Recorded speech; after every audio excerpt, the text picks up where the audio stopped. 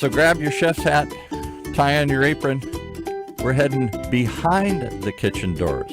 We want to see what's happening in your kitchen, as well as kitchens all across the county here. With the one man, he's got his finger in the pie. Maybe two.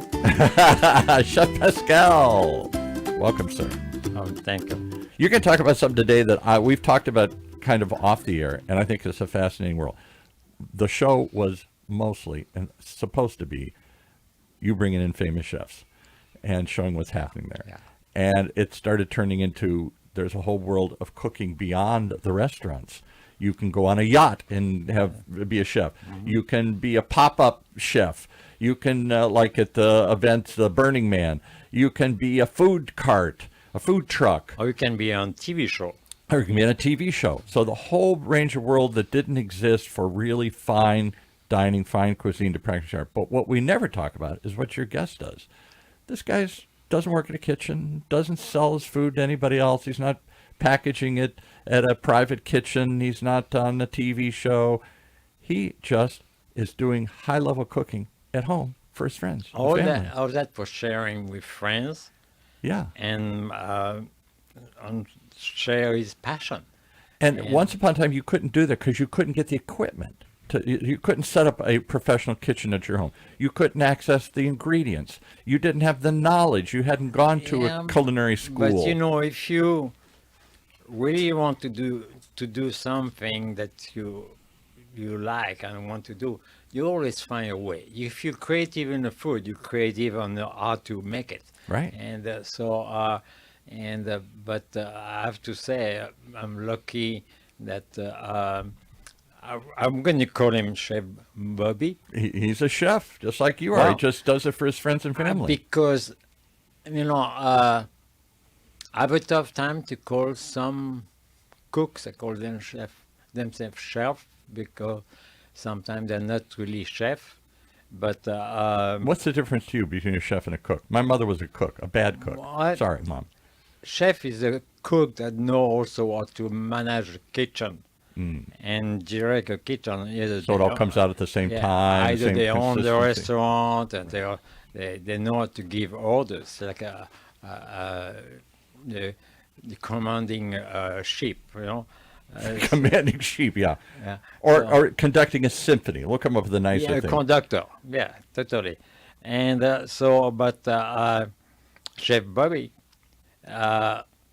he's so well organized. He's so up to looking for perfection, and that's his passion. But he also loves to share it just for fun. So welcome, Chef Bobby. Thank you.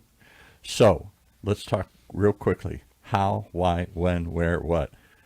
You just always like to cook, and how did you take what was most of us do, just cooking for fun? Have some little party, have some friends over, try something different. You took it to a whole nother level. Yeah, how it started was I couldn't boil water if I barbecued chicken. It was burnt on the outside and raw on the inside. Right. And then I was in between jobs for a year, and my wife was still working, and so I didn't think it was fair that she'd come home and she'd have to make dinner. So I thought, well, I'll start making dinner. And what was your background? What work did you do? Can we tell? You'd be surprised if he tells you. Okay. Yeah, that's another story, another day. We can't tell. It's a secret. You work for the CIA or something? Secret, but no, not quite the CIA, but special services. You worked for special services? Yeah, a special service, and then I was a cop at Garden Grove, and then I retired from DA's office. That turned into Department of Child Support Services. So this is, again, I'm just trying to get it. None of this has to do with food. Oh, absolutely not. I knew nothing about food. So my wife, I'm sure there's many nights wish that I would have never started cooking. She's my worst critic. But anyway, I didn't understand the recipes. I didn't understand the ingredients. A lot of the equipment I didn't have. Some of it I even, like for sous vide, at the time was $5,000 for a sous vide machine. I don't even know what sous vide is. It's cooking at the same temperature, at a low temperature, in water for a long time. Okay. Inside a sealed bag, vacuum bag. Okay. Right. And so that requires a special piece of equipment to do that. Yeah. Well, I made my own, and it cost me about $200. So anyway, So I must stop you again. Why? So you're apparently some high-level investigative cop or something, or some secret thing you did here. But whatever you did, this had nothing to do with cooking. nothing. And did you like this kind of food? Did you go out and seek this kind of food? Or why would you make sous vide? Why wouldn't you just make hot dogs and hamburgers and steak at home here? Well, I made those too. Some better than I'm others. sure because he was craving for good food. You know, how long in your life you have a lunchbox, you know? I did for years. I still kind of do. Yeah, peanut butter sandwich in there. Yeah. So anyway, the more I got into it, the more research I did, and I just started experimenting and then rewriting recipes. And where did you get them? Off of the internet? Oh God, I subscribed to every cooking magazine that you could think of. I watched Emeril Lagasse on TV. Yeah. All the cooking shows. And you travel. Oh, we traveled all the time. So you're bringing back like what, Vietnamese, Malaysian food, weird things? Do you go around the world, or you just go around He the has a country? little connection with Vietnam, yeah. Yeah, I was assigned to the Navy Special Forces, Vietnamese Navy Special Forces, and What? I did 2 tours in Vietnam. What? So I fell in love with Vietnamese food. I learned how to cook it. I had some Vietnamese friends come over and we'd cook together. But the biggest inspiration is a long time ago, we ate at the French Laundry. And Yeah, I've never been to the French Laundry. That would be an experience to go. we've been there a number of times. We've gotten to know Thomas Keller and a whole lot of chefs in the Right. world because of the culinary program that they have for the Bocuse d'Or competition. But anyway, What is that? What's the Bocuse d'Or? Bocuse d'Or is Paul Bocuse, the Famous chef. with the famous chef. Isn't he the guy that you studied with? Yeah, Right. Okay. and he created about 28 years ago or something like that a competition, a worldwide competition. It's called the Bocuse d'Or. Okay. And you have teams in different countries of the world that want to be there. And so the first is, let's say, the American team is led by maybe Thomas Keller or another famous chef, and Right.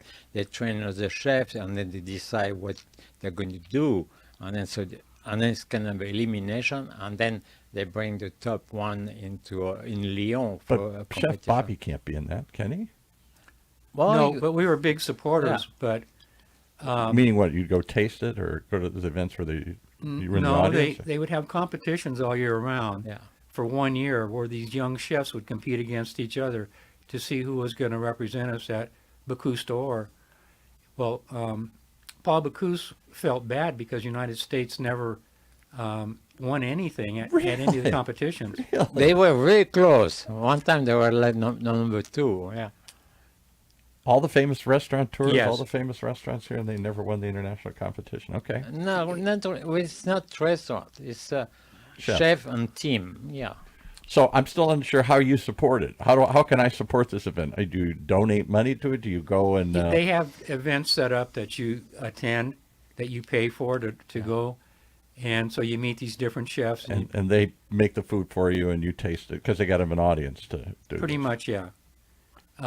So anyway, Paul Bocuse wanted to have the United States better represented, so he asked Thomas Keller to run the program for the United States and set up a training program for the young chefs.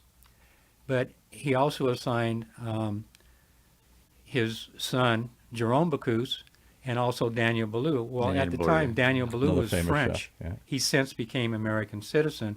So it had to be Thomas that ran it because he was the only American. So Thomas did that, and back in, I think 2015, we came in second, and Paul Bocuse and Thomas was just so thrilled with himself. And Paul Bocuse leaned over and he said, "Gold." Thomas, I looked at him. Gold. We must go for the gold. Thomas looked at him and said, "You SOB." You can't be happy. We got to the silver. So I'm sorry to ask, but I have to because people ask me, is Paul Bocuse still alive? No, he passed away. I didn't think like so, yeah. But in not- 2017, yeah. we did win gold. I was there, Wow. and the place just went berserk. There was not a dry eye in the place. And where is the competition held? New York? in No, Lyon. in In Lyon. Lyon, France. Okay. Yeah.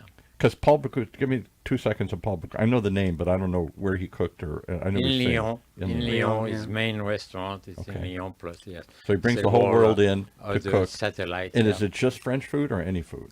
Oh, it's French, but I modernized it a little Yeah. bit over the time, and his own signature cuisine. That's all his menu is his own signature. And when you were a young chef in France, you worked for him or with him? I worked for him actually. I was not even in the kitchen. I was a head waiter, and then but I always spend my time with the cooks in the kitchen. What are you doing? And What are you doing? So by watching, and I learned all the recipes, and they were sharing. One of the cooking. things you say in this show all the time is, especially in those days, you have a passion for food, you want to get in, just get in. Get Just behind in. the kitchen door Yeah. any way you can. Be a dishwasher. They all talk about it. Start at the bottom. Do anything just to be behind the door and see what's Yes, happening. Yes.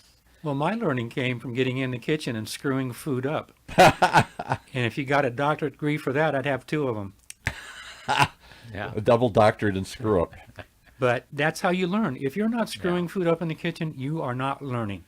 Right, Pascal? That's why you do it again. You do it again, and you Yeah. do it again and again Yeah. until you get it right. There's some dishes I worked on for 6 months before I finally got it right.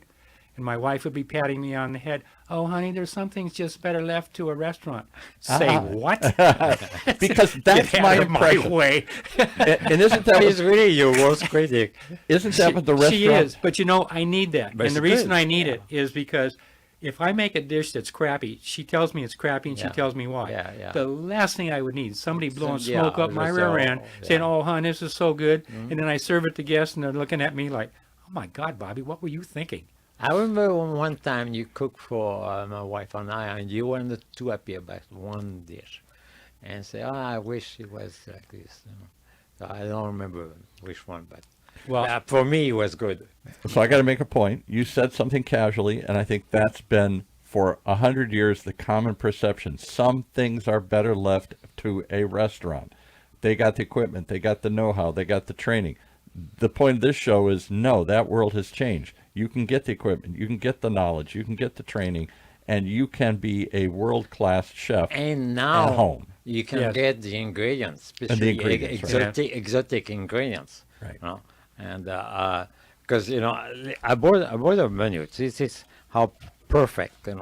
This was one of the menu that Bobby.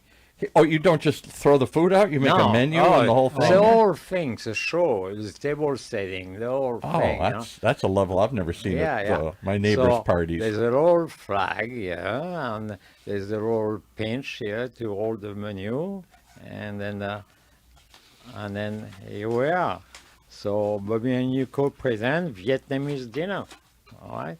And There's a menu for this evening. yeah, we have Vietnamese spring rolls, and then also Bobby is really good at wine pairing. no, that's Yuko's job. Oh, Yuko job. Yeah, okay. Yuko's taken all of the classes from Peter Okay. Neptune, a master Good. sommelier. Good for her. Yeah. And so you never argue on that? Never. No selection? No. So did this all start with the food networks and the food channels where you could now watch great cooks doing it? There was always, Julia Child or something, but the Food Network, I have friends, the reason I ask is, they're not on your level, Bobby, but they'd like to be. And they're regular business people, they come home, and they just turn on the food channel and start cooking, and they call each other, did you see this? Can we try this? And they're always experimenting, throwing a Malaysian party. I said, what do you know about Malaysian food or something here? I saw it on the channel. So that, and now the internet on top of it, and the access to ingredients and equipment and stuff, did it all just start with these food channel things where everybody said, I can do that? Well, for me, the primary motivator for me is when we ate at the French Laundry for the first time, and I tasted this lobster, and I thought, I've had lobster, I've cooked lobster so many different ways, but I'd never had lobster like that, and I thought, oh my God, food could actually taste this good. Exactly. And they had another dish, oysters and pearls, and I've since made them at home as well.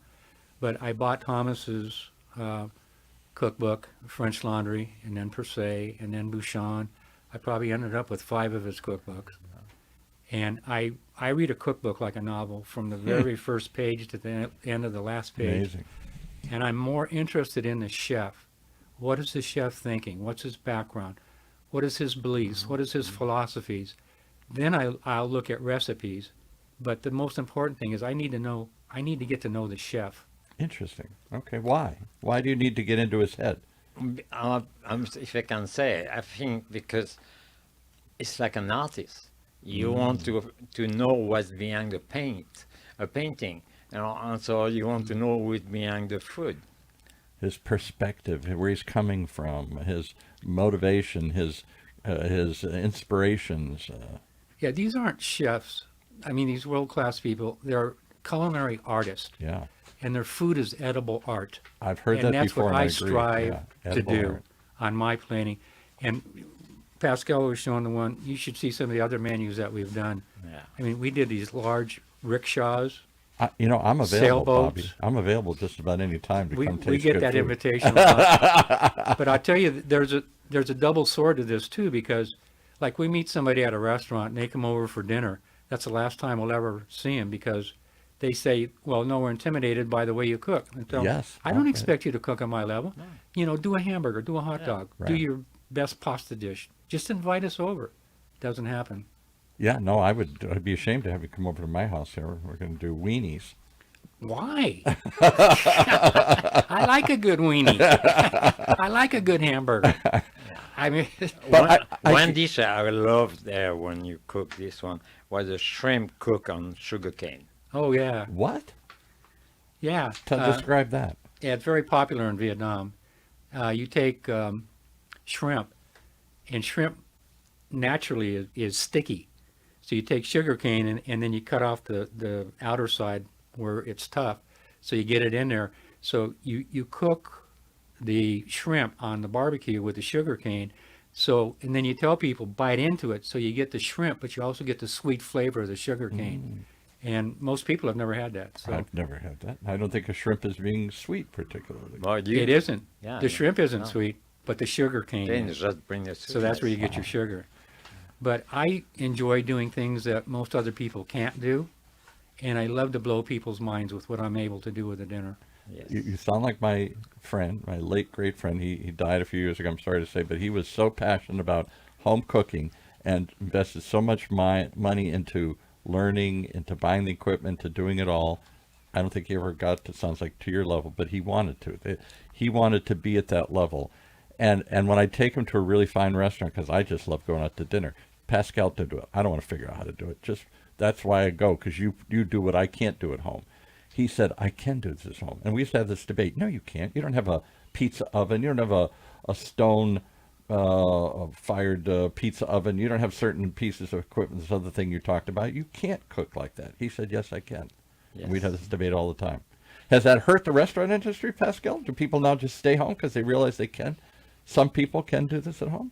Well, actually, to go back to the Food Network and ever cooking shows on All TV, that, yeah. it's not enough, because actually they don't really talk to you about the making of the dishes. It's more of a competition. you know. Right. So you have to do your homework if you really want to find. But now with the internet, you have access to a recipe website, and they show you videos you can access. And look at all these. You've brought in some vendors, people that are doing artisan food, artisan ingredients. Yeah. That was a world I didn't know about, nor could I find somebody who's doing heirloom tomatoes, or your friend that's growing oysters up in Oregon somewhere. I didn't have, or the ecology center where you can go get. I didn't know those places, if they did exist. I didn't know how to go to find them. Alice Waters' real genius was that she went out and found the local farmers and the produce and started bringing that into kitchens. Yes. And told us, Al, there are farms around. You just didn't know that they're here. Well, now a lot of people do know, Yeah. and that's help farming. And that, Huge, yeah. Yeah, and that help us, All these little artisan farms where they're making special. I found some. I love apples, and there's some I discovered out in Oak Glen, out by Yucaipa. There are some Oh, yeah. people doing old-fashioned apples that I grew up with in the Midwest that I thought those varietals had long since died out. Yeah, yeah, yeah. One of the other things in the kitchen that are very important too is you use the best of the best ingredients that are available. Yes. If you use crap for ingredients, you're going to end up with a crap for dish. Amen. So you use the best of the best, you stand a good chance of maybe making a good plate.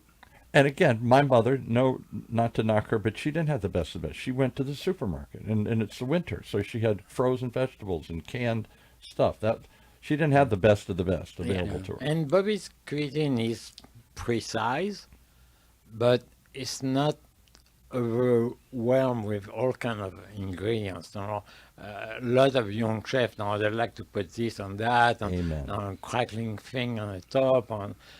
You and I went to the whiskey festival recently, and there was a bunch of great chefs there. And I won't point one out, but there was one popular restaurant here, and I looked at you and I said, "This is what they're offering? I can't even figure out what this is. There's so much stuff in this. It's so showy. It's got so many little sauce ingredients and little things added to it. What is it? There's no flavor. It's just I'm overwhelmed with all the spices and sauces and everything else. I don't even know what's underneath it." Yes, and but if you just put one good ingredient, like last time I went out to a restaurant, it was really good actually, and he had roasted kind of candied small carrots from a farm, and they call it the not roasted carrots. And Not roasted. Not. It's a city in France. Not. And okay. And it was the best carrot. The best carrot you can Simple, eat. good, fresh ingredient. Yes. Simple little touch to it. You're like, wow. Especially now, nice roasted squash. You put a little seasoning. You just bake it, and then it's fantastic. Yeah. So Bobby, what's your go-to dish? If I came, what's the one? If you went in a competition, what would you cook? If you went on one of these TV shows. I don't know. There's so many dishes that I've done. I've got over 1,000 recipes. Oh my God. And I've probably gone through 10,000 getting to that 1,000. What's your favorite style of food then? Is it a certain ethnicity, a certain style? Or well, if you described your cooking, if you opened a restaurant, what would it be? First of all, I'd never open a restaurant. You don't own a restaurant. It owns never you. do. I don't want anything to do with a restaurant. Why? Because I would think Because you want to show off. No, I want a life. Yeah. No life. You don't own a restaurant. It owns you. Yeah. You don't have a day off. Yeah. Because if the restaurant's Very closed, true. you're working on new menus, you're hiring people, you're working with vendors, things are broke, you need to get them fixed. It just goes on and on and on. I don't want any part of it. You're working minimum 80 hours a week. You're working all the holidays, you're working all the weekends. My wife and I like to travel. We travel all over the world. We eat at the best of the best restaurants. That's my training ground. Those 3 Michelin star rated restaurants. Chef Pascal had somebody on one of her shows, and she was a very good cook. I think she'd cook for you, but she does like food carts. I forgot the woman's name now here. And you were telling her, or she's a private chef maybe, and she's saying, "Someday I want to open my restaurant." He says, "No. No. You're going to lose all the passion for what you have." She has a home kitchen, professional. Yeah, no, don't go there. Does that right kill? Does that kill the fun? Does that kill the flavor? Well, because your mind is taking away from so many other things, and it's not just food. And maybe Health it's all about regulations and labor relations and No. did they take a break at the But right also time? because it's so detail oriented, you cannot be distracted. Everything is structure. It's Right. unbelievable. So I want to go back to traveling. Buddy and my wife, and his wife, we did travel on a cruise. Really? One Okay. year. And it was a cruise that I think left England, and we did the Normandy coast, and the Normandy. Your home turf here, Normandy. Yeah, Normandy, British.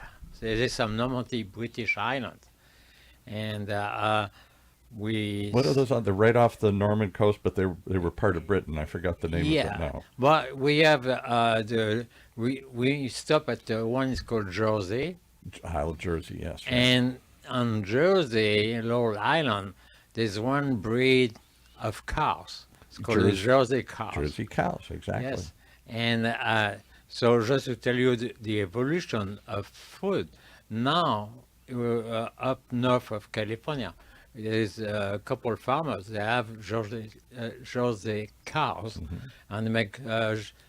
So they use the milk to make Jersey butter and Jersey cheese. So the world is everything is moving around. It's unbelievable, and then we had a good time because We had a fantastic time. we came across and looking for a place to eat, and then suddenly he said, "Hey, Pascal, come here, join us for lunch." And we had a fantastic lunch there. And Jersey is go look it up, the Isle of Jersey. You're the second person now in 2 years that have brought up the Isle of Jersey here on Really? the show. We did, just a real quick aside, we cover some local events that happen, and there's a guy from the famous singer in the 70s, Gilbert O'Sullivan, alone yeah. again, naturally. And he's of a certain age, he's probably older, he hasn't performed a long time, and he was here at the Coach House in San Juan Capistrano. So we did an interview with him. He is an English singer. He was on the same label with Tom Jones and all this kind of stuff. Had a couple of big hits. He took all that money and moved to the Isle of Jersey. Huh. And he just went on and on how he loves Englishmen living on this. So it's an English island, but it's right off the French coast. Now that I speak better English than before, I would not mind to move there. You have both. You have the both. language and the food and the Exactly. and the quality of life is unbelievable. That's what he said. The highlight of that trip, though, was when we had lunch at your mom's house. Oh, yes. Oh, if you met his mom, you'd know where Pascal got his personality You know where from. he comes from. Okay. Ah, Wow. Absolutely. That yeah. was very special. I went in the kitchen, and I'm lifting up pots and pans, smelling stuff, and she's giving me these weird looks. And Pascal, I don't worry about him; he's my sous chef. Wow. That Well, lunch, that's where he says it all came from. For him, that's where it all came from. Mom's cooking. Oh yeah. but that lunch was what, 6 hours long, and Oh, I don't know yeah. how many What? bottles of wine we went through. What? Yeah, yeah. Oh yeah, 6 hours for lunch? yeah. Sure. When do you work? Well, because my mother didn't speak English, so it takes time, not be lost in translation. Wow. But yeah, she would not stop. What And then- little village? You lived in a little It's village. next to Rouen, the old village next to Rouen, Normandy. Oh, you asked what was my favorite dish. Yeah. People have asked me that before, and I've given a lot of thought. And if I was going to be executed tomorrow, I want a carnitas taco. A carnita. Now, that'd be the last thing in the world I would have thought of. That's Yeah, what I'd but- want for my last So meal. now, who was the guest you had in a while ago? And she cooked for you, but she's made a living off of doing really high-end tacos. What was her name? Who did that? She started here doing tacos, and then she worked for you for a while, and now she's back doing food trucks and tacos and some other things here. And she, Was it Wendy or? I'll have to go back and look. I'm so embarrassed I can't Yeah, remember her yeah, name. yeah, yeah. But the whole point of the discussion was how comfort food, how regular table food, for me it would be meatloaf, for her it was tacos, are being turned into something special again here. Yes, and that's true but you have to respect the origin of it and follow the exactitude of how the making of it. Because if you do a carnita, it's like slow cook. Very. It's like duck confit. It's the same thing. You pick the right meat and then you. And where do you go? We had somebody on from Lorena Markets, which is a very popular big a couple of markets in the Hispanic community, because we do a show for the Hispanic Chamber, and they do the stone ground tacos. I said, why do you bother? He said, you've never tasted it then. Yeah. Why not just go get a big stack of them from wherever, the vendor. They got a big stone grind, and he says it's very slow and it's very expensive and it's very time consuming, but when you get it, it's a different flavor. And this used to be home cooking. Yes, right. Yeah. Everybody in the little village, that's how you made tacos, right? Or carnitas or any of this stuff here. Okay. Yeah. All right. So And can anybody do this? It's just, what does it take to do this? Dedication, time, energy, money? All of the above. well, yeah, because You have to be passionate about it. I mean, yeah. when I do something, I do it 1,000%. I Apparently. mean, I get into it. And there's no rock unturned that I'm not looking for, finding new ingredients. I mean, you put me in a store that I've never been into before, Asian store, Indian store. Persian store, all these places. Yeah, and I see something I've never seen before. I'm taking it home with me. Figure out what it is and what to do with But it. not only how to figure it out what it is, but how do you cook with it? And we had the same instinct, you Mm-hmm. know. So a few months ago, I discovered a great Korean store. A Korean store, Yeah. okay. And it's called Zion. oh yeah, And I love Zion. we go And there. What city is it in? It's right there in Irvine, on the Irvine Center Drive. Because there's a huge Korean population in Yeah. Irvine. Oh, yeah. huge. Oh, yeah. Yeah. And you have everything there, from the best mushroom, the best, some great But fish. you don't know about Korean food? How Well, would you I'm even know? learning. I'm learning. Except sometimes in the labels it's not even It's in in English. Korean, yeah, right. And So you got one here. What's no, this? yes, No, that's Japanese. That's Yeah. Adade. Oh, okay. yeah, this, but they love this thing there too, and so it's one of my favorite snack now. We're going to taste it And, here. What, yeah. and what is it? Seaweed and something, rice or something Yeah. Rice, crazy ass. seaweed. Sorry, I said crazy ass. But It's rice wrapped in seaweed. They call Yeah. it adade in Japanese. Kind of, No, I'm good. Thank you, Matthew. pass it over here. I'll try it. and they have some with wasabi. It's too strong for. Now, can I say if I don't? Because all my friends are gagging and say I'm going to eat rice cake wrapped in seaweed. Okay, I'm gonna eat it. Well, I definitely taste the seaweed, which has a very unique flavor A to it. nice saltiness. Yes. Very salty. Oh, yeah. That is a So- wonderful snack. so, That's very addictive. So I cruise around, and then I bought some noodle that I will cook, and then I will make a soup with the mushroom and the noodles. And Do you think Americans are more? When I was a kid, nobody would have eaten this. Nobody. You wouldn't sell it. You wouldn't find it. And you wouldn't eat it. Now, everywhere Now- I go, everybody wants to try Korean this and Vietnamese that and Japanese Thing. store like Little Saigon. everything. Because in Orange County we have a million ethnicities here, and they're trying Yeah. Turkish food and this. Everybody seems open to try all this Mm-hmm. stuff now. Most people. And that's fun because you don't have to eat the same burger hot dogs and twice a hamburgers, week, right. you know. So Like I did. but also talking about the cost, and the good thing, Bobby, do spend do some spending actually to make sure he try when there's a new upcoming chef that got a new Michelin star. He want to visit, that's for sure. He want to make sure, why does he have the Michelin star? So you go into a Michelin star restaurant or a fancy restaurant, a well thought of restaurant. Then what? You just try it and then secretly try and figure it out, or do you actually have the chef come out and say, "Can you tell me? Talk to me?" And the chef's like, "No." If a chef came out and wouldn't talk to me, I'd never go back there. Really? Okay. Wow. The best of the best chefs are the nicest people you'd ever want to meet in your life. Those that are upcoming and think that they're hot stuff, you don't even want to be around them. They're just So have you ever arrogant. met Thomas Keller? I take it you have. Many times. We run into him all the time. And so we talk when we go to the French Laundry. He sits down and we BS about who's going to be the next person representing us at the store competition. And Because he's among the more famous. That's a name everybody knows in here in California. That ultimate in restaurant. the whole country, yeah. And The several world. restaurants Yeah, he's done. yeah. Yeah, So he's- I would think he would be unapproachable. oh no, Too no. snooty, No, too hard to reach. they are, like repair, all these top chefs, Robuchon, if you come across, repair on I forgot, the French chef in New York, but they will talk Daniel to Ballou? Daniel Ballou. Oh Daniel God, Ballou, I love, yes, I right. love Daniel. Yeah. He got me down on the store competition. Oh, yeah? A guard stopped me from getting into the pit where they're cooking Yeah. because I wanted to get photos and stuff. Daniel comes up and he says, "What's going on?" I said, "Daniel, I said, I want to take photos," and he won't let me. He says, "Come on with me." Come in yeah, come in the back.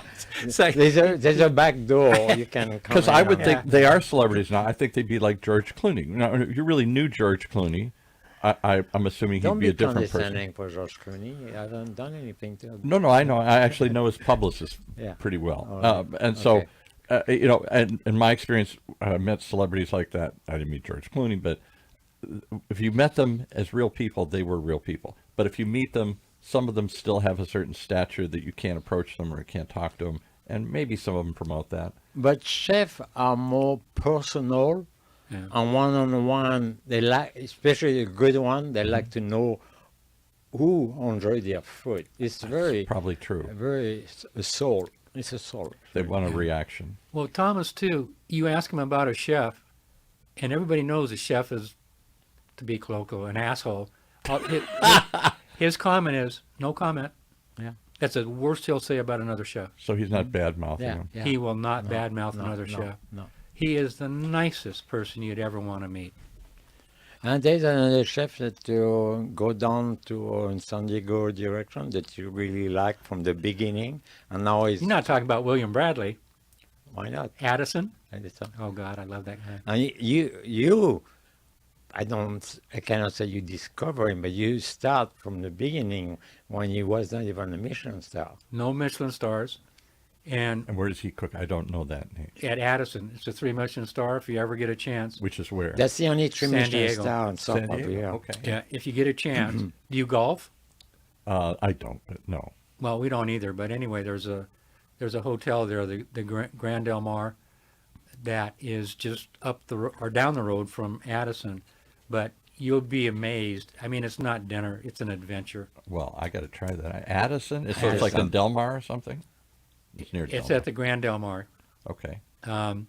But anyway, we were telling them that, that we eat at the best of the restaurants all over the world. We've eaten at Addison at least 50 times. Wow. But we told them, you're a 3 Michelin star rated restaurant. I don't care if you got stars up there or not, because you've got the back end that rivals the front end, and you need both. You can't have a great kitchen and a lousy front end, because Can't then be all good food and no show. no service. Right. Yeah. You've got to have the service, you got to have the back end, and they have both. Well, that's what Chef Pascal, that was another show we had. You had somebody on who used to work for you, and he now manages some other restaurant. I'm sorry, I'm forgetting all these names. Who was the guy? He manages some other restaurant. And you guys were talking about moving the plates around and the silverware, the show that you used to put on. And he was so amazed. And he said, today a good show is just, a good waiter is just somebody who's friendly. Yes. But there is no presentation. The food doesn't come out a certain way. They don't present it a certain way. It may not even come out predictably at the same time. This came and then something else comes. But if the waiter's nice, it was a nice experience. And you're saying, no, it was a show. Yeah, it has to be a show.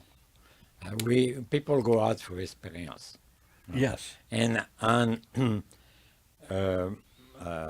Bobby also, once he has a special experience, he will kind of put together a blog and show you the picture of each dishes. Wow. Each dish. So we can follow along? And then, yes. I thought this is a secret society. If you don't know Bobby, you're out. No. I post them on Flickr. So you can look at, I'm going to Flickr. honor my name and all of the things that we've done, and you can see a lot of the, Flickr's where you share photos, right? that's exactly right, Yeah, and okay. videos. Okay. So- You're the first person who ever came in and said, go to my Flickr page. How would they find you? What is the Flickr Just page? go to Flickr and then type in my name, Which is Bobby Dunham. Dunham. Okay. All right. Wow. But anyway, when Addison got their first star, it actually was a slap in the face. And everybody in San Diego, all the newspapers said, they should have got at least 2, if not 3. So anyway, when he got the 1 star, he looked at Kyle Connaughton, who owns Single Thread up at Harrodsburg. That's another restaurant you want to try to go to. What's the name of that one? Single Thread. Single Thread. Okay. They've got their own farm. They go in the morning, they pick out what they're going to See, cook for ingredients that night. Keller does that, doesn't he? Keller has his own stuff. He's he got, grows yeah, out. right across from the French Laundry. Yeah, he has a big garden. And then, Well, this one is, the farm there is huge. yeah. So that's part Can of you it. imagine what you could have done, Pascal, down here if you had your own farm where you grew all this Oh, stuff? yeah, we try, but really, It's not expensive farming and is hard. not easy in Orange County. No. So anyway, William looked at Kyle and he said, should I act happy? When he got the, Got 1 star. yeah.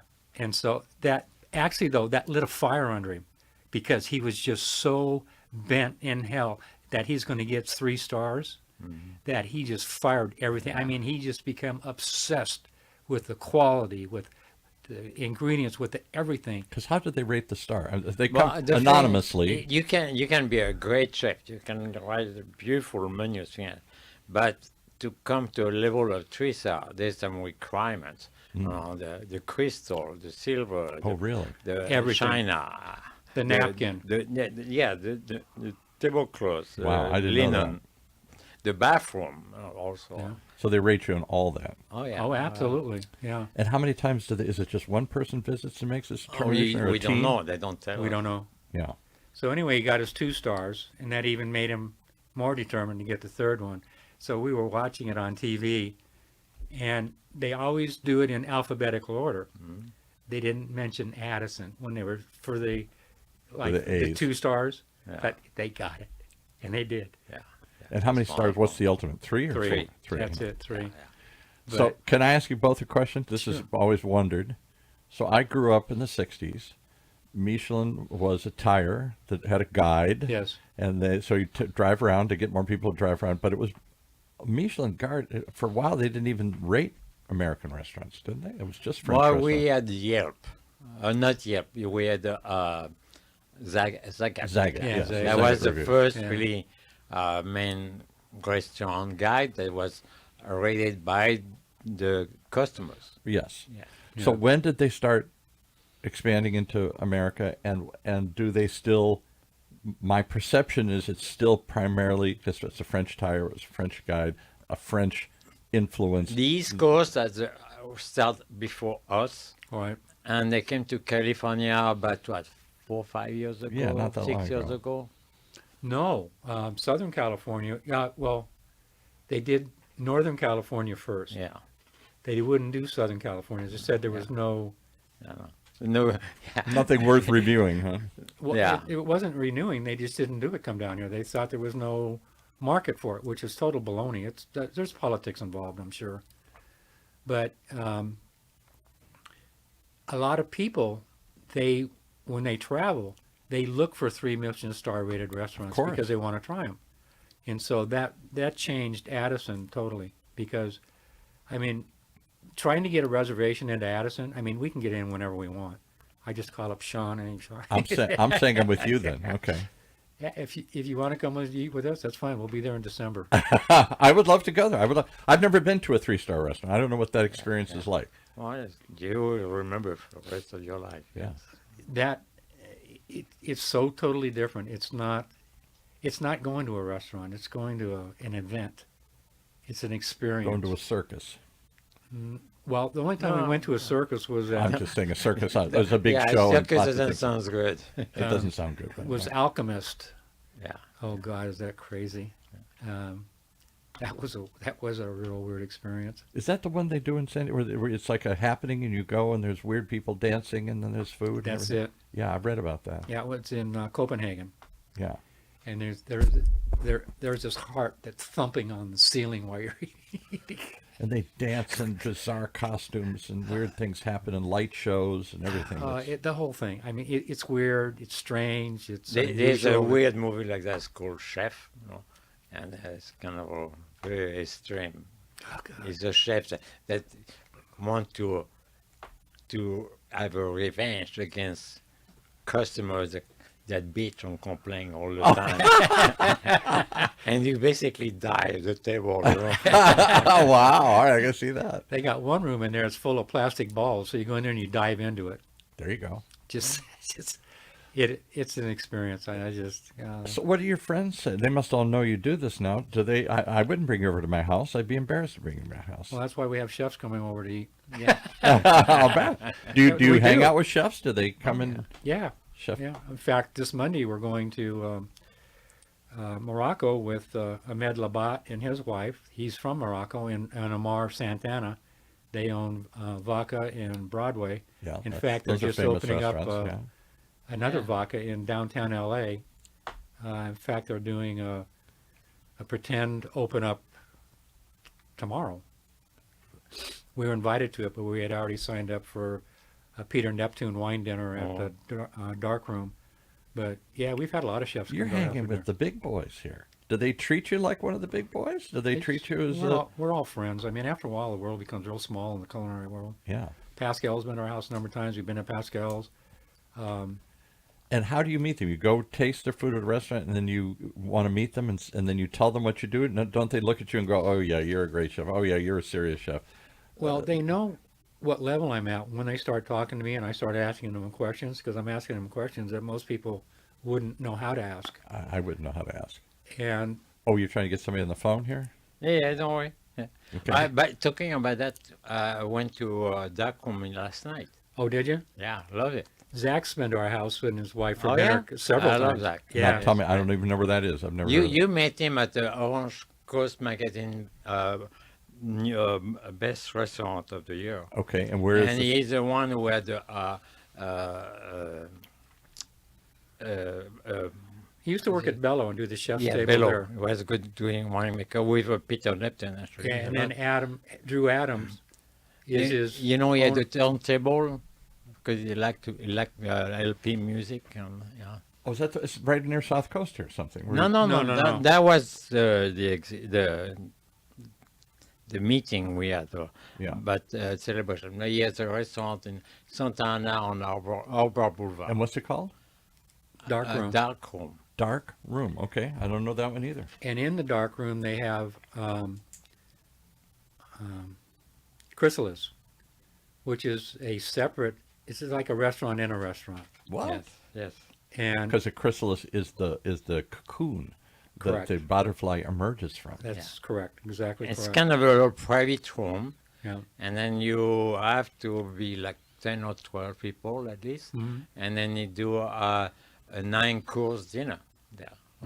Yes. We got to get these people on the show. You're just making me want to meet all these I people. went there last night. Hey, then invite them on the show here. That's why I talk about the carrot they serve on. Swordfish is unbelievable. I mean, they come over and I'll do 9, 12 course dinners with them.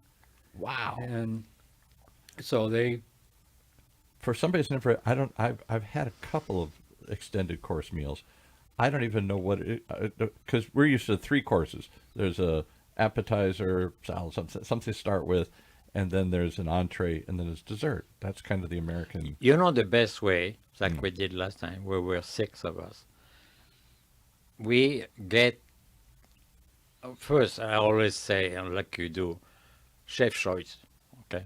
Yeah, right. You know, Don't ask. Just tell me then- what you want to and do. then maybe tonight. we Yeah. can do like if we go to a sushi bar, say a makazi, and then but we try to have one dish and one entree that we share. I agree. Different. So you have variety, you So share. everybody gets a taste of what's Instead happening. of everybody is going to have the same thing. Right. And so like that, like last time we had probably 12 different dishes. So it's the doing whole that. idea of kind of don't they do in Portugal? So small plates. I forget what they call it. yeah, you do small bites. So And it's easier for the kitchen too. yeah, Right. yeah. So there is no sort of set main entree. There's just a bunch of small. Oh, bites there that is, but you decide this is the way I would like to have. Right. It depends on who you're doing the dinner for and what you're doing. And, but you want to make it where Tapas it sauce, starts, like where it tapas builds are up small to bites, yeah. lighter, to medium, to heavier Right. dishes, and then you do that with the wines as well. So Bobby, Mm-hmm. you're a great cook. I hear you're at a high level. You're hanging out with Thomas Keller and people like that. Mm-hmm. How about desserts? I'm a fan of desserts, and desserts seem to have faded from American menus and faded from restaurants because we don't want the fat, or we're too full, or everybody. Nobody I know orders dessert except me when I go out to dinner. My wife, they call the dessert queen. Good, I like her already. She does these desserts that would just blow your mind. I mean, she ruined my pasta machine one time because we did this chocolate pasta. Oh, We had pasta hanging all over the chairs, all over the bathroom, Drying out. drying it. It's, God. because am I wrong? I go out to dinner fairly often with people. Nobody at the table wants. Certainly my daughter, my wife, my son-in-law, people like that. Nobody wants dessert. I'm the only one. They all grown. Come on, we got to go. I'm like, no, the dessert is the final kiss. There's a name, a moussement or something. It was in French or something. Yeah. It's the final little kiss goodbye here. It's the little, and it's sweet and Well, in a restaurant, there's 2 parts very important. the way they greet you Yes, and the way you finish a meal. I agree. That's it. And then so like that, something you remember when you cross the door. But for most meals I go to, I'm talking about nice restaurants. The way they greet you is great. They sit you, the food comes out, the drink comes out first, and the food comes out, and everybody has the meal, and then this kind of this, okay, I guess we're done, and then they just say, you want the check? Yeah. There is no goodbye, and I just feel like the dessert is that final. It's about management training and all this stuff. Yeah, a good restaurant gives you a bag when you leave. It's got the menu in there, and it's got all kinds of goodies that the restaurant has made and whatever Oh else. boy, I never get a bag. I'm going to the wrong place. You'll get one if you go to Addison Okay. or the French Laundry. But one of the things I tried to make, and it was, I don't know, maybe it was from Art Culinaire or something, but it was so complicated because you had to go to different parts to get the different recipes for the different things. Okay. But anyway, it was these chocolate cups Ooh. that look exactly like a coffee cup Ooh. with a little handle on it. It took me 6 months to learn how to make these. Wow.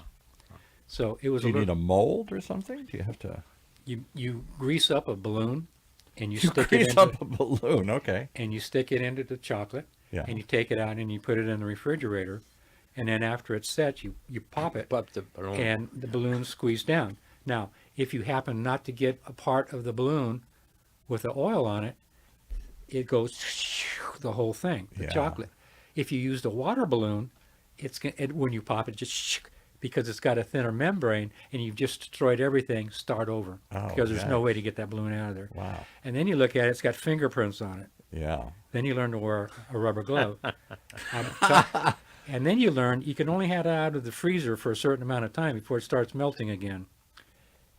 It was, Are there any great restaurants? Again, I've never been to French Laundry, so I'm assuming they would, but I don't even know restaurants have a signature dessert anymore. It's a very normal thing. You want ice cream, you want maybe there's a pie or cake or something. I don't. The dessert is never their showpiece. The appetizer might be the It certainly used the to be entree. in the past, you go to a certain restaurant for the souffle. Yes. You know. Oh, souffles. I That was love a big deal. And you had to tell them up front because it takes 30 minutes to make it or whatever. Yeah. Addison, you're going to end up with probably 8 to 10 different pieces of dessert. Wow. I'm telling you, you got to try it. I got to say, all right, my mouth's watering because that's been my common complaint. Desserts have kind of faded from the American. When I go to a private party, there's no dessert. There's coffee maybe or something, but there isn't. Desserts, like, it's over. Go. Well, at Bocuse, and they still at the auberge, they have a dessert cart. A dessert Yeah. cart. And they Yeah. build up That's the right. cart, and then That's right. they say, what do you want? That is like Right. 2 or 3 tiers, and it's unbelievable. And I don't know why restaurants gave up that revenue, too, because that's one more thing to buy. You have one more thing Well, to do. usually these restaurants is prefix. Oh, okay, menu, right. so. You're going to remember this one dish just prior to the main event at the Bocuse d'Or competitions. They have a dinner set up with some of the best chefs in the world, 2 floors. Well, one of the things they brought out was a breasty chicken cooked in a pig's bladder. Yeah. You remember those at Yeah, the? yeah, oh, yeah. Wow. That They doesn't have sound the- appealing to me. They had, oh God, if you saw it and they cut it open, you get It's- this whiff. Those are the best chicken in the world. Yeah, And they're and you only get them there too. blue feet. Trust me, I know. I look for them. Wow. Okay. So you've got some of the best chefs in the world videotaping because they were just so in awe of this dish. I told my wife, I said, I got to go make some of those. So we get home. I finally found some pig's bladders. They come, Where would you even Strong. find a pig's bladder? Yeah. well, in rural areas, they use those. They blow them up for balloons and stuff for the kids. Okay. Dead seriously. All right. So, in fact, one of the one that opened the restaurant, Dialogue, he had a restaurant in Chicago. Yeah. David Byrne. Yeah. Now he's got Pizzioli. Yes. So we were talking with him there. So we talked with him. So where'd you get your pig's bladder? And so he bought some too. Not easy because you have to special order because I Yeah. would think. You You know, know, I can't go to Ralph's and it's- get a pig's it's bladder. not. No. You got a special order. The with this one. SDA is very. Yeah. So anyway, I did them with Cornish game hens, and I took the Cornish game hens and I stuffed them with foie gras. Do you put truffle or no? Oh, Truffle absolutely, under in the skin. In Where the would skin, you under even the find- skin, yeah. Where would So- you even find duck liver, foie gras anymore here? You That's a- can. You can buy. Yeah, you can buy it. In fact, when it was banned, Because it was banned. I had my own secret source where I'd get the whole globe. There's always a way. There's always Always a way. if you want the food, you find it. Yeah. So anyway, I did that, and it was absolutely delicious. What do you guys? Last question. Which could be a whole nother topic. Maybe come back to talk about. I watched the Food Channel. I used to watch Anthony Bourdain when he was alive. Some of the places he'd I love explore. him. Yeah. And he'd go to these really, really cutting edge places. Usually someplace else in the world. I didn't see too many in the United States. And it's this new, what we call it, chemistry. It's Molecular gastronomy. yeah, and there's weird ingredients and weird things, and there's smoke and there's things, and it's more than cooking. It's a chemical reaction. Yeah. I played with that quite a bit too. Foams and Foams, yes, that's what I was thinking, right? Yeah. most restaurants now, I mean, they may do one dish with foam. We ate at one restaurant in Hong Kong. Every other dish was foam. They wouldn't let us take pictures because the chef had to have exact temperature. Yeah. And I looked at him, I said, this food isn't even that good. No, It's just, no. But it's because it's an idea of it. Now it's chemistry. It was more. You call that cuisine? It's kind of going away. it's kind of passe anymore. Well, it was catching a lot of attention around the world because it it was was. so unique and Yeah. so different. And making the little drop balls, the pearl balls, and we Right. solidified those. And And it was showy. It had a show to it. It smoked or it Yeah. did something or it reacted to I something. still smoke things. Well, now we even find equipment. You can.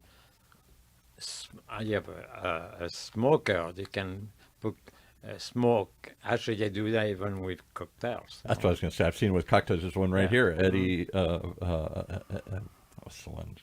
Right across the corner. And you can get, Eddie V's, I think. You can get, they bring it to you and they take the glass away and then the smoke arises out of the cocktail. Yeah, that's kind of old too. Well, I'm behind the curve here. I don't know what's next. I'm not hanging out with these guys. Yeah, talking about that. What do you think is going to be next? Oh, yeah. What's next? Okay, this is one He's I trying to did. show a picture here. The The bottom- audience can't see it, but so what is it? The bottom part's a potato. Can you just turn around to the camera? Maybe they can at least see it there. It's hard to see. The bottom part's a potato, and I poached it in butter, and then I took them out and I smoked them. Phew. Then I topped it with Ocetra caviar. Then I took creme fraiche and I solidified it. What? Why would you solidify it? That's supposed to be cream, Texture. fresh cream. The It's texture. still creamy. It's solidified. So I put that on top, and then put your accoutrements on top. You got your egg yolk, you got your shallot, and you got your green onions. But it makes a beautiful dish and presentation. How long would it take that to make that? That's a lot of work. That's a lot of effort. It's a lot of thought. Learning how to do it the first time. Just learning how the thickness and the circumference of the creme fraiche. I mean, you got to play with it and play with the potatoes so that they all come where they don't overlap each other, Right. but they kind of stack correctly. So it's an experiment, and once you get the experiment down, then it can go fairly quickly. So first time probably took me about a day and a half. Now I can probably do it in about 2 hours. I'm in awe. This has been a great conversation. My hat's off to you. I bow down, but I suspect there are many more people out there either at your level or particularly want to be at your level. There's an aspiration to cook well at home that I never saw when I grew up as a kid anywhere, even among affluent people. Yes, and I can't wait to have dinner again with my Bobby chef. The most important thing, have fun. Yes, Have fun. Have fun. definitely, yeah. Well, you're having fun. All right. Is there any place that you want to send them to learn more? I can't come to your house. You're not inviting me over. I can't taste your food. I can't buy it. I can't get your cookbook somewhere. Thomas Keller has a philosophy that I have adopted all of his philosophies to be Okay. mine, and that he says, I don't have any secret recipes. Good food should be shared. Boy, I love that idea. And I know somebody that country pate that He's still waiting for the Is recipe. his name Pascal? Okay. I'm not going to mention names. Okay. But anyway, if they go on, Have you ever had his famous fish? We've had 3 chefs come in here and say he made some fish dish. I forgot Oh, what is it it was. my sea bass? The sea bass. Oh, yeah, The sea bass. sauce, Die yeah, for yeah. it. But if they go on, if you sign up for Flickr, you can You can make comments on it. You can download any photo that you want to, or all of them. You can download any video. But if anybody emails me and asks me for a recipe, I'm more than happy to share it with Do you them. want to share an email or just come through Pascal here? Well, I don't know, because you get a bunch of people maybe. You tell me if you want to share an email. That's fine. I will be the middleman. Okay, The Chef middle chef. He'll curate him. Say, no, this is crazy. I'm not going to pass this one on. This is nuts. We don't give him this one, right? No. All right. Well, thank you, Pascal. You opened a world. You've talked about this world. I've sensed it out there. I've seen a little bit of it. I think there's a lot more of it going on I think, out there. if we want to progress, Mm-hmm. it's not just expecting a restaurant to bring that to you. If people have the passion to cook, they can cook at home for their friend and family. And maybe that'll push restaurants to go to a higher level too. Yeah, and they don't have to be professional. Like you said, you don't want to spend so much time on managing and directing. No, it's just the pure beauty of cooking. That's the artist part of it. And I think a lot of that's been lost. We've talked about this, a whole nother discussion. There are famous chefs who then put their name on a bunch of restaurants. So, and maybe they design the menu, but they're never there. They don't have anything to do with the presentation, the food. Well, we don't want to get there. But I'm just saying, They call themselves famous. it's But, the commoditization, if that's a word. you can become famous by being real. Yes. And so some chefs have moved away from the original passion, the purpose of just making good food and good people smile. Yeah. They stopped being chefs and became restaurateurs. Right. Yeah, on marketing. And marketing, exactly. Yeah. All right. Well, I love it. That's what's happening I have behind a the quick kitchen doors. question. Okay. The lobster you like at the French Laundry, was it poached in butter? Vermonte, Vermonte? Yeah, Ah, there you go. yeah. Amazing. at the lowest temperature you can do it. Oh my God. Unbelievable. Tender, delicious. Yeah. Guess who started learning how to cook that? I don't know. Give me a call. When you're making Especially- it, call us up. All right. Thank you for joining us. What a Thank show. you for having me. Thank you. What an inspiration. Thank you very much. Wow. Who knew? Maybe behind the kitchen door is your kitchen door. You don't have to go to a fancy French restaurant to find the best food out there. It might be in a food cart. It might be at a food truck. It might be in your friend's kitchen. It might be on a barbecue. It might be anywhere. Come back. We're going to take you all these places. We're going to go everywhere behind the kitchen door, right here in Orange County's only community radio station, OC Talk Radio, streaming live from our studios here at the University of California, Irvine's Beale Applied Innovation.